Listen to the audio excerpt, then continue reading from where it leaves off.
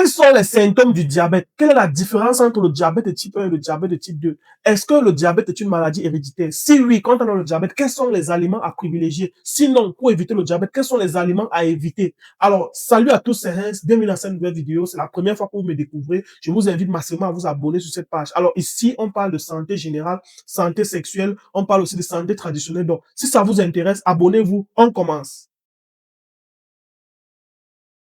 Et dans cette vidéo, je vais vous expliquer ce que c'est que le diabète de manière terre à terre, de manière la plus simple possible. Le diabète est une maladie chronique qui survient généralement lorsque le pancréas ne produit pas assez d'insuline ou que l'organisme n'utilise pas correctement l'insuline qu'il produit. Cela entraîne directement une hyperglycémie.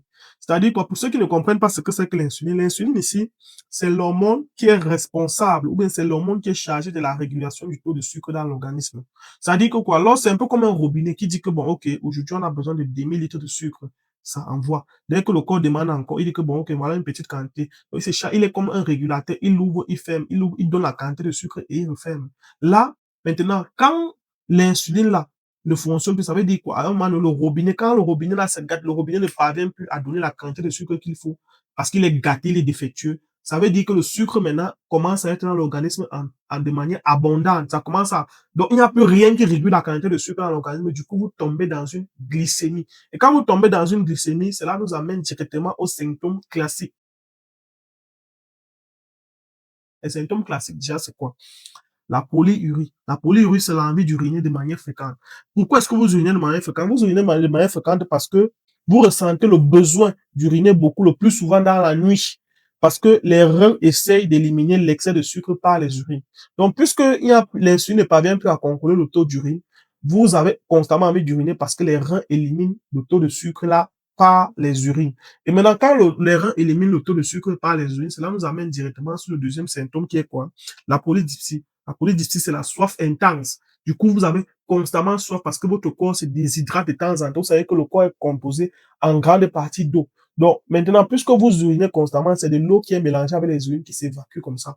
Du coup, vous avez vous rendu compte que pour remplacer l'eau là, vous avez constamment soif. Vous devez toujours boire de l'eau. Vous avez toujours envie. Chaque fois que vous buvez de l'eau, vous ne sentez pas que ça étanche ou tout ça. Vous avez toujours envie. Plus vous urinez, plus vous avez envie de boire de l'eau. Faut faire déjà attention. Cela nous amène maintenant au troisième symptôme. On a la polyphagie.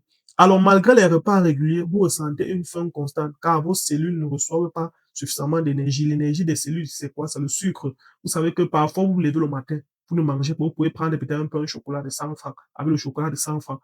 Vous consommez le pain au chocolat là, vous passez toute la journée, ça peut-être 17 heures parce que le sucre contenu dans le chocolat, c'est ça que le corps a, les cellules ont utilisé toute la journée pour fonctionner. Mais maintenant, puisque vous consommez des repas et que le sucre, que peut-être les cellules ne parviennent pas à consommer le sucre qui sont dans vos repas là, ça fait que là, maintenant, vous vous sentez tellement fatigué, les cellules ne peuvent pas jouer normalement leur rôle. Donc, le quatrième symptôme, c'est quoi? On a la perte de poids inexpliquée. La perte de poids inexpliquée, ça veut dire quoi? Votre corps est incapable d'utiliser le sucre. Votre corps incapable d'utiliser le sucre commence à brûler ses propres graisses et muscles pour obtenir de l'énergie. C'est un peu comme quand vous voulez perdre du poids et que vous ne mangez plus. Votre corps ne libère plus suffisamment de sucre.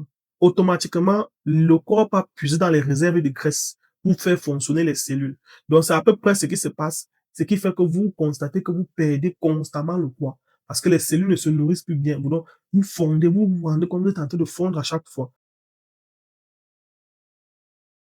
Les signes secondaires les plus poussés, des signes un peu plus avancés qui montrent que vous êtes prédisposé, que vous avez que c'est en train de venir, que ça peut être le diabète que vous avez. On a la fatigue extrême, c'est-à-dire le manque de sucre dans les cellules. Les cellules vous laissent épuisé et sans force. Donc, constamment, vous vous sentez toujours fatigué. Vous êtes toujours fatigué. Ensuite, on a une vision floue. Le taux de sucre élevé peut modifier la forme du cristallin de l'œil, rendant la vue troublée. C'est-à-dire que quoi? Le taux de sucre, puisque le sucre commence à être en excès dans le corps et qu'à chaque fois, les reins essayent d'évacuer, cela se rend visible par pourquoi? Le taux de sucre immédiatement change, modifie la forme cristalline de l'œil. Donc, du coup, vous avez l'impression que vous commencez à avoir flou. Vous ne comprenez pas, en fait, vous ne pouvez pas voir un peu de loin. Quand vous voyez même, vous ne pouvez pas regarder pendant longtemps, la vision baisse, vous vous sentez un peu menacé au niveau de la vision. Ensuite, on a la cicatrisation lente. C'est-à-dire que lorsque votre insuline ne fonctionne plus normalement et qu'il y a beaucoup de sucre dans l'organisme, les blessures ne se cicatrisent plus vite. Si vous vous blessez et que généralement vous cicatrisez vos blessures en 2, 3 jours, Parce qu'il y a des gens qui ont une cicatrisation rapide. Si vous cicatrisez vos blessures en 2, 3 jours, maintenant, ça peut mettre 1, 2, 3 semaines avant de se cicatriser. Quelles sont les causes du diabète? Parce qu'ici, on a le diabète de type 1, il faut préciser. Il y a le diabète de type 1, le diabète de type 2. Alors, le diabète de type 1, les causes, c'est quoi? Réaction immunitaire. En fait, le système immunitaire est censé nous protéger des microbes, des infections, des mycoses et tout, détruit par erreur les cellules du pancréas qui fabriquent l'insuline. C'est-à-dire que quoi? L'organisme se combat lui-même. Ça, c'est les premières causes, les réactions immunitaires. Donc, les premières causes immunitaires, par exemple. L'organisme se combat lui-même. Au lieu de combattre les microbes qui vont venir, il commence plutôt à détruire. Au lieu de produire des cellules qui vont combattre pour le système immunitaire, il commence plutôt à détruire les cellules du système immunitaire là. Donc là, l'organisme est en train de se combattre lui-même. Deuxième cause du diabète, on a les causes génétiques. Causes génétiques, généralement, ça veut dire que dans votre famille, peut-être le père peut avoir le diabète. Avant le père, du côté du père, par exemple, il y a eu la mère du père qui a eu le diabète. Ou il y a eu le frère du père qui a eu le diabète. Il y a toujours un grand-père qui a eu le diabète. Donc, vous vous rendez compte que dans la famille, généralement, du père, il y a au moins 2, 3, 4 personnes qui ont déjà le diabète, qui sont diabétiques. Ça veut dire que vous, en tant qu'enfant, vous êtes prédisposé à avoir du diabète. Et là, maintenant, vous devez faire très attention. Maintenant, dans le diabète de type 1, troisième point, on a l'alimentation. Les sucres gras, les sucres industriels, la pâtisserie, bref, la bière, tout ce qui est sucré, le pain, tout ce qu'on mange de manière quotidienne, là, qui contient du sucre qui n'est pas bon, là. Ça, c'est la troisième cause. Maintenant, le diabète de type 2, quelle est la cause du diabète de type 2? On a, dans la cause du diabète, il faut préciser que le diabète de type 2, c'est le plus fréquent. Dans 90% des cas, le corps produit de l'insuline, mais elle ne fonctionne pas bien. Donc, là, maintenant, c'est un diabète insulino-résistant, où le pancréas finit par s'épuiser. C'est-à-dire que quoi, je réexplique encore. Dans le diabète de type 2, les causes sont liées au mode de vie ou à la génétique. Dans le sens où le corps produit de l'insuline. C'est-à-dire le corps produit bien de l'insuline, mais elle ne fonctionne pas bien. Donc l'insuline, à ce moment donné, est défectueux. Et quand l'insuline est défectueux, à force toujours de produire de l'insuline, le pancréas commence à se fatiguer. Et quand ça commence à se fatiguer, quels sont les symptômes? On a le surpoids ou l'obésité. C'est-à-dire, vous vous rendez compte que vous avez l'excès de graisse un peu de partout. Donc l'excès de graisse là, que vous avez là, empêche l'insuline de faire son travail correctement. Ça c'est les causes du diabète de type 2.